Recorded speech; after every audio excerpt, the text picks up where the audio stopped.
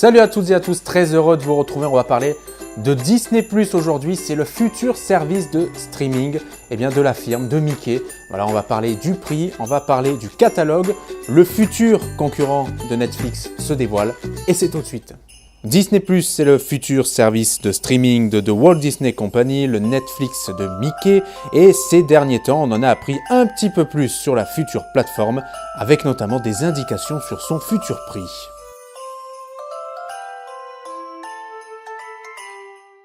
Et oui, en ce moment, The Walt Disney Company travaille d'arrache-pied sur sa plateforme de streaming Disney+.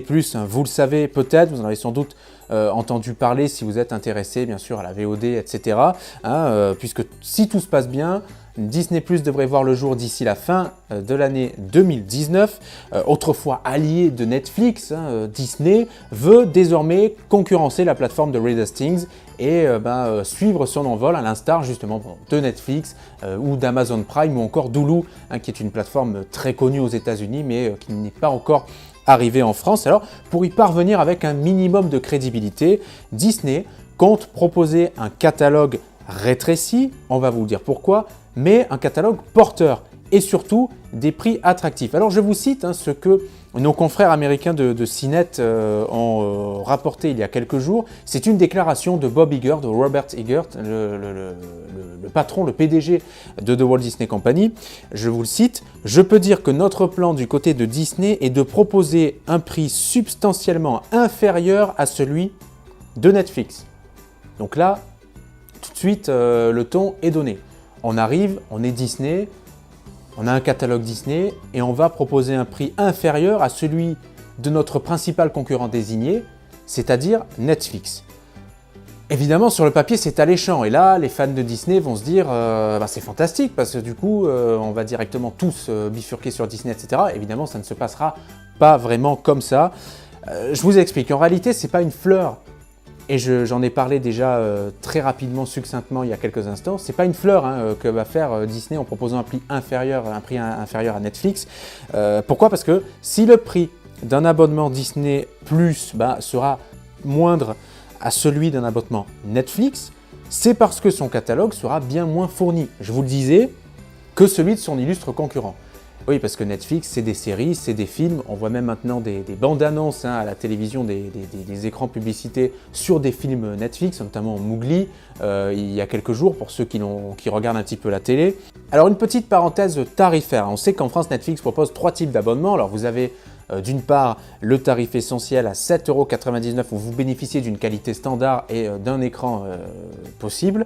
Ensuite, vous avez le tarif standard à 10,99 € avec une qualité HD et 2 écrans disponibles en simultané. Puis le must du must, vous avez le tarif premium à 13,99 € avec la qualité d'image Ultra HD et 4 écrans disponibles en simultané. Mais alors, peut-être en tout cas, en réponse à cette volonté de Disney de pratiquer des prix plus faibles, Netflix serait en train de tester pendant les fêtes des abonnements à 2,49 €, 2,99 € et 3,99 € en Autriche, selon le Cachings Blog. C'est très sérieux.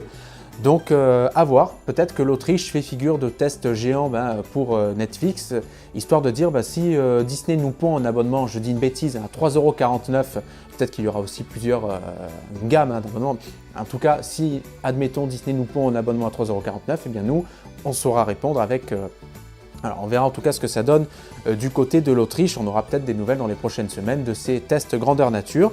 On revient sur Disney+ et sur son fameux catalogue que je vous annonçais restreint par définition. Disney, il n'y aura que du Disney. Il n'y aura pas évidemment de concurrent d'un studio adverse, par exemple Warner, qui va aussi... on y reviendra là-dessus. En tout cas, plusieurs marques de la firme de Mickey rejoindront son service de streaming. Alors il y aura évidemment Pixar bien sûr avec Toy Story, avec Coco, Les Indestructibles et j'en passe, vous les connaissez. Lucasfilm c'est Star Wars bien sûr. Marvel Studios avec les Avengers, dont vous avez peut-être vu la bande-annonce d'ailleurs du 4e, la bande-annonce très noire et apocalyptique du prochain Avengers. Iron Man également, on passe tous les Marvel. Et bien sûr, Disney c'est aussi le réseau de télévision ABC avec ESPN Sports, etc. ABC, c'est un immense réseau télévisé aux États-Unis. Donc ça aussi, c'est important, c'est une grosse valeur ajoutée. En Europe, ça aurait peut-être moins de valeur qu'aux États-Unis, mais aux États-Unis, ce sera véritablement porteur pour Disney.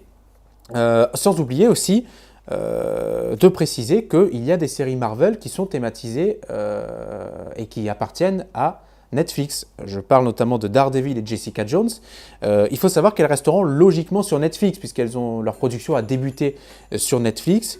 Et par contre, des films comme Rogue One, A Star Wars Story basculeront eux sur le service Disney+. Voilà, bon, en gros, pour vous résumer, l'idée de Disney, c'est quoi? C'est de vouloir rapatrier le public un peu familial de Netflix ainsi que les fans des principales licences détenues par l'entreprise. Reste à voir en tout cas si cela fonctionnera. Moi personnellement, je n'ai pas d'avis pour le moment. Attendons de voir ce que ça va donner. Est-ce qu'il y aura des surprises là aussi au niveau du catalogue? Est-ce qu'on annonce les licences Disney et peut-être que certaines ne seront pas disponibles dès le départ? On ne sait pas. On ne sait rien pour l'instant de concret sur ce service Disney+, qui pourtant arrive là dans les prochains mois. Et quoi qu'il en soit, ça ne sera pas facile pour Disney parce que je vous rappelle que vous avez Netflix, vous avez Amazon Prime, vous avez Hulu, aux États-Unis en tout cas, en Amérique du Nord.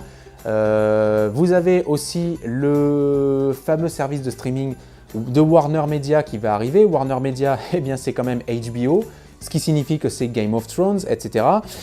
Et on a aussi Harry Potter dans Warner Media. Donc bref, Disney, ce ne sera pas seul sur ce marché. Alors, est-ce que l'entreprise n'arrive-t-elle pas après la guerre? À voir, vraiment. Je n'ai pas d'avis pour l'instant là-dessus. N'hésitez pas à nous dire dans les commentaires ce que vous en pensez. Si vous, un service Disney+, avec toutes les licences qui appartiennent à Disney, ça vous botterait. Est-ce que vous prendriez un abonnement? Si oui, à quel prix? Justement, quel prix vous estimeriez juste pour un tel service, même si on ne connaît pas encore une fois le catalogue concret?